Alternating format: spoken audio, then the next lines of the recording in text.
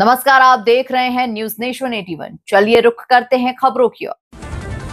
अगली खबर महाराष्ट्र के गोंदिया से आ रही है, जहां 9 अक्टूबर 2025 गुरुवार को गोंदिया जिला गोरेगांव तहसील के चोबा ग्राम पंचायत कार्यालय में अर्जुनी मोरगांव विधानसभा क्षेत्र के विद्यमान आमदार इंजीनियर राजकुमार जी बडोले इनका गांव संवाद दौरा कार्यक्रम रखा गया था।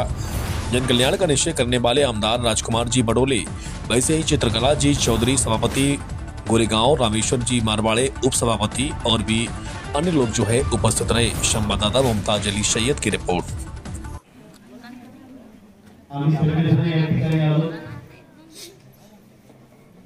या गाव भेटीच्या निमित्ताने या ठिकाणी उपस्थित झालेल्या आमच्या पंचायत समितीच्या जिल्हा परिषदेचे सदस्य आमचे सचिवजी रत्नाताई भोकरे, गट विकास अधिकारी गौतम साहेब, सभामंडप बांधकाम जनसुविधे मार्फत घेणे, मोळाईपासून ते मोहगाव नाल्यापर्यंत नवीन रस्त्याचे बांधकाम आणि रुंदीकरण करणे, दोन्ही बाजूला 3 फूट पर्यंत सफाई करणे, वाचनालय चोपाचे बाजारटोलाचे बांधकाम, चोपा आणि बाजारटोला ते 2 अंगणवाडीचे बांधकाम। मॅडमने जे विषय मांडले तर त्यापैकी पहिला विषय होता की चोपा अंतर्गत डीबीटी लाभचा विषय होता। तर मी सर्वांना सांगू इच्छिते की जे आपले केंद्र शासनाच्या ज्या स्कीम होत्या, इंदिरा गांधीच्या योजनेअंतर्गत विधवा विवाह असतील, पुन्हा आपल्या ज्या इंदिरा गांधी केंद्र शासनाच्या योजना आहेत, तर त्याचा जो आहे कोटा जो आहे तो फ्रीज झालेला होता शासनातर्फे।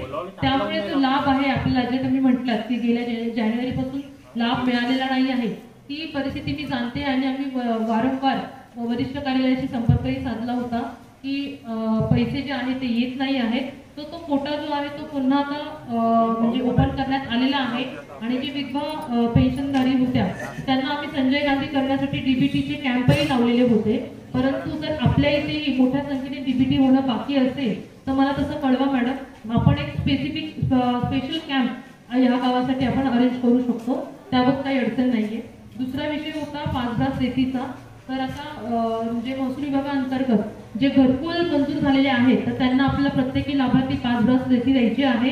परंतु गोरेगावमध्ये कुठेही सोर्स उपलब्ध नव्हता, आपल्याकडे घाटही उपलब्ध नाही आहे, त्यामुळे अडचण येत होती। परंतु कलेक्टर महोदयांशी संपर्क साधून आपण गोंदिया तालुक्यातून रेती जी आहे ती उपलब्ध करून घेण्याचं नियोजन केलेलं आहे आणि पंचायत समितीमधून जे मंजूर घरकुल आहेत तर त्या याद्या आपण प्राप्त करून घेतलेल्या आहेत आणि त्याप्रमाणे आपण त्यांना जी ईटीपी आहे ते पास आपण देत आहोत। जर आपले काही लाभार्थी म्हणजे मॅडमने सांगितले की अद्याप मिळालेले नव्हते, मॅडम मला कॉन्टॅक्ट करा, आपण त्या याद्यांमध्ये त्यांचं नाव चेक करू आणि आपण त्याप्रमाणे त्यांना ईटीपी जे पास आहे ते देऊ।